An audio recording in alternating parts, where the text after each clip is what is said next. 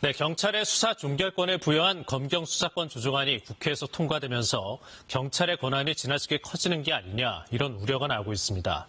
이 때문에 정부 여당이 수사권 조정안과 함께 발의해 현재 국회에 계류 중인 이 경찰법 전부 개정안에 관심이 집중되고 있습니다.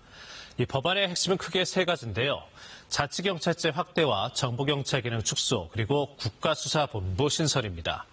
한마디로 경찰의 권한을 쪼개거나 줄이고 수사의 독립성은 키우겠다는 건데요.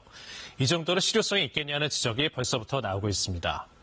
먼저 시범 운영 중인 제주특별자치도의 사례를 통해 자치경찰제가 무엇이고 문제는 없는 것인지 짚어보겠습니다.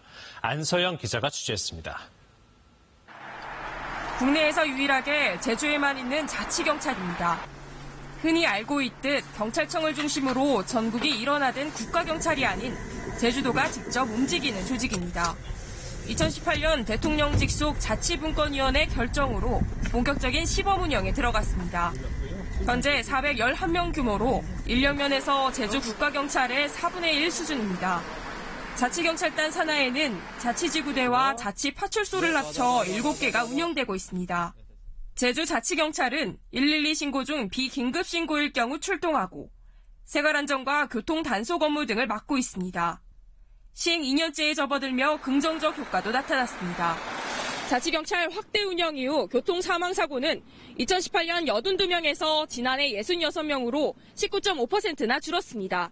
교통사고의 발생 요인을 분석해서 그 요인의 통계 자료에 부합하는 현장과 합치된 예산을 써서.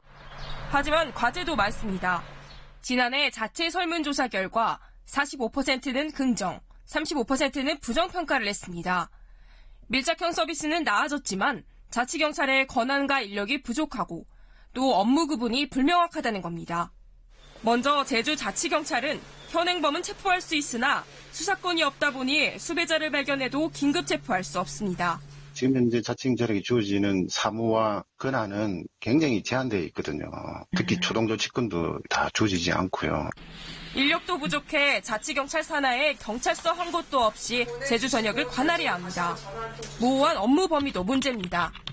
주치자 신고를 받고 자치경찰이 출동해도 현장에서 폭행으로 번지면 국가경찰이 다시 출동해야 합니다. 국가 사무를 출동한 경우에도 다시 국가경찰을 재차 중복 출동시키지 않고 자치경찰이 현장에서 초동 조치를 하고 필요한 내용은 서류로. 제주 자치경찰제는 시범 운영 과정에서 드러난 장단점 등을 짚어볼 수 있어 경찰개혁 입법 작업 과정에 좋은 사례가 될 것으로 보입니다. KBS 뉴스 안서연입니다.